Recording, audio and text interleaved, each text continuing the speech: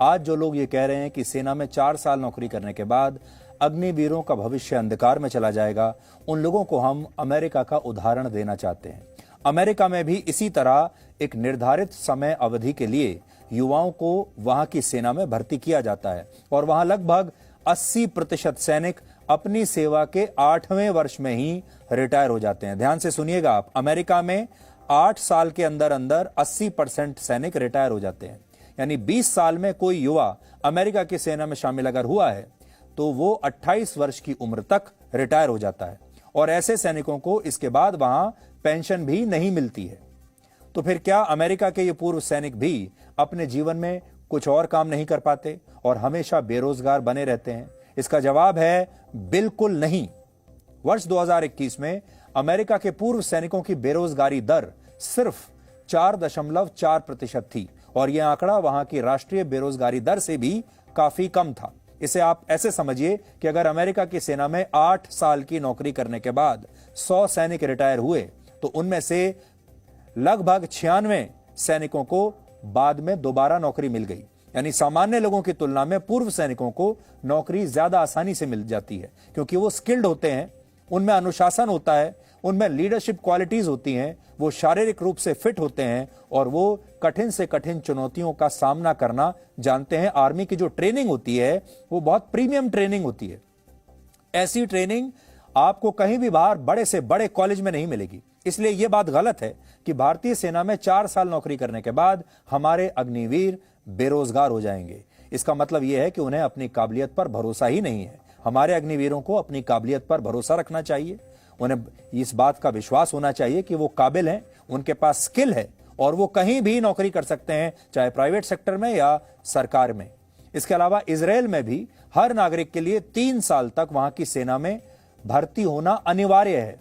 वहां तो आप बच ही नहीं सकते इससे। हर नागरिक को 3 साल सेना में रहना है और वहां भी इन पूर्व सैनिकों को बहुत आसानी से नौकरियां मिलती हैं जब ये बाहर आते हैं। तो आज इजराइल की टेक्नोलॉजी इंडस्ट्री दुनिया के बड़े बड़े देशों को टक्कर दे रही है और इस इंडस्ट्री के विकास में वहां के पूर्व सैनिकों का बहुत खास योगदान रहा है।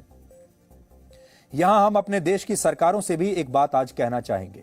आपने अभी देखा होगा, ज्यादातर जो छात्र हैं वो पेंशन की बात कर रहे हैं और परमानेंट नौकरी की बात कर रहे हैं। सरकार सेना के जवानों को पेंशन नहीं देना चाहती, बिल्कुल ठीक है, लेकिन आज हम सरकार से भी ये कहना चाहते हैं कि वो नेताओं की पेंशन भी बंद कर दे। हमारे यहां लोकसभा और राज्यसभा के सांसदों को पेंशन दी जाती है आजीवन और हमारे यहां विधायकों को पेंशन दी जाती है।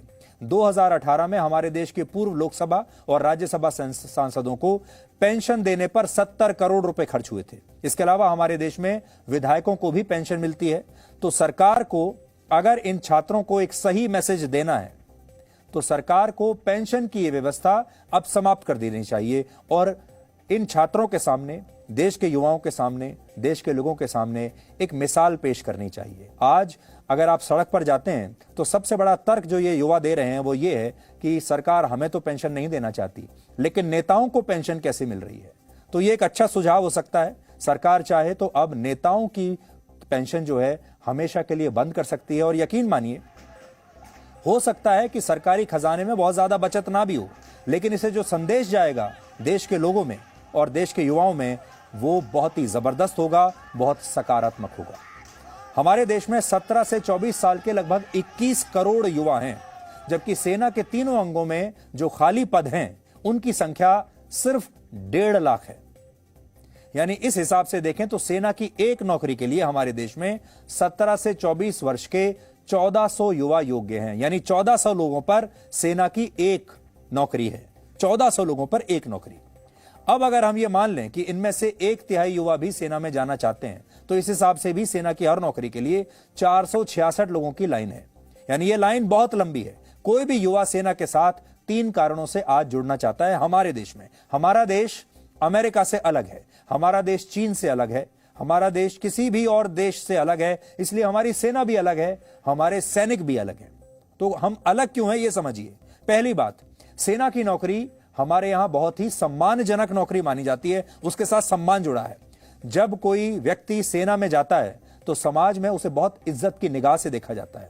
उसे देशभक्त माना जाता है। खास तौर पर ग्रामीण इलाकों में सेना की नौकरी को बहुत महत्व दिया जाता है। जैसे उत्तर भारत के राज्यों में 80,000 से ज्यादा गांव ऐसे हैं जहां कम से कम एक परिवार से कोई ना कोई सदस्य आज भारतीय सेना में है, और इनमें भी ज्यादा सैनिक किसानों के परिवारों से आते हैं, और इन परिवारों को समाज में बहुत सम्मान मिलता है, और ये बहुत सीना चौड़ा करके लोगों को बताते हैं कि हमारा जो परिवार का एक सदस्य है वो आज भारतीय सेना में है।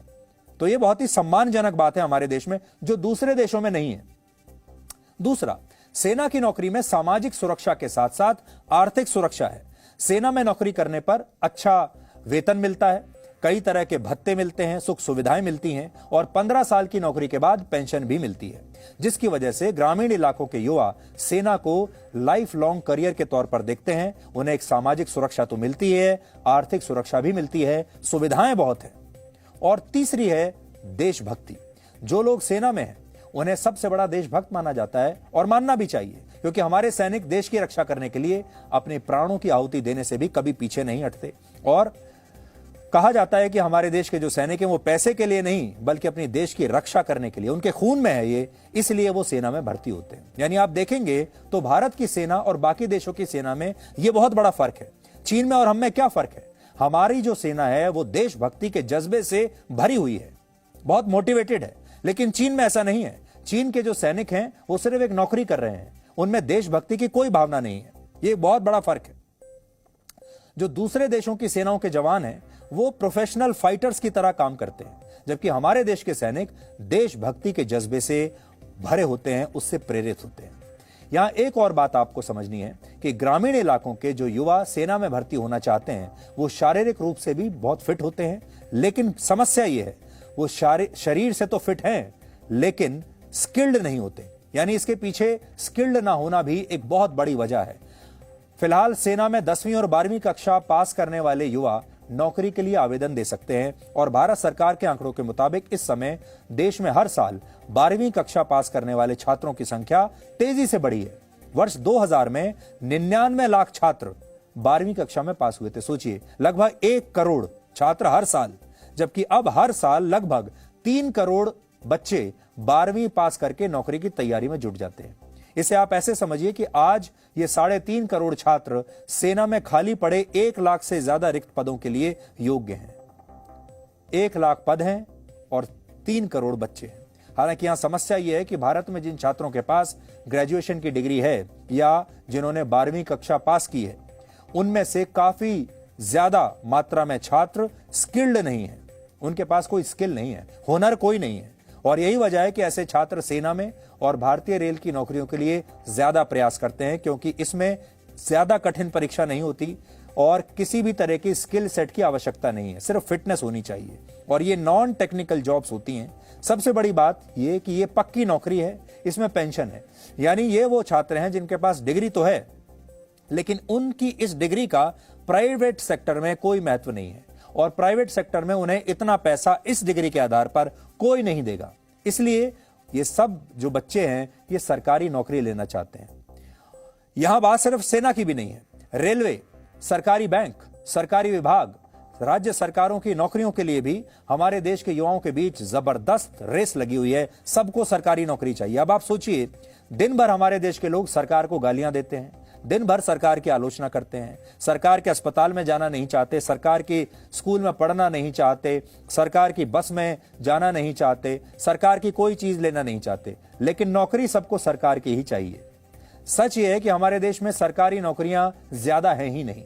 इस समय केंद्र सरकार से जुड़ी लगभग 32 लाख नौकरियां हमारे देश में हैं, केंद्र सरकार की 32 लाख, जबकि अलग अलग राज्यों में सरकारी नौकरियों की संख्या 1 करोड़ 20 लाख के आसपास है। अगर इन दोनों को जोड़ भी दें तो भारत में सरकारी नौकरियों की संख्या 1.5 करोड़ के आसपास बैठती है, और अभी हमने आपको बताया कि भारत में हर साल 3.5 करोड़ छात्र 12वीं कक्षा पास करके नौकरियों और उच्च शिक्षा की तैयारी करते हैं। अब यह विडंबना है कि हमारे देश में लोग अक्सर सरकार की आलोचना तो करते हैं, उसे नाकाम भी बताते हैं, नाराज भी उस सरकार से रहते हैं, लेकिन नौकरी भी उन्हें सरकार की ही चाहिए, नौकरी सरकारी चाहिए। Presenting B News app available on Google Play and App Store. Download it now.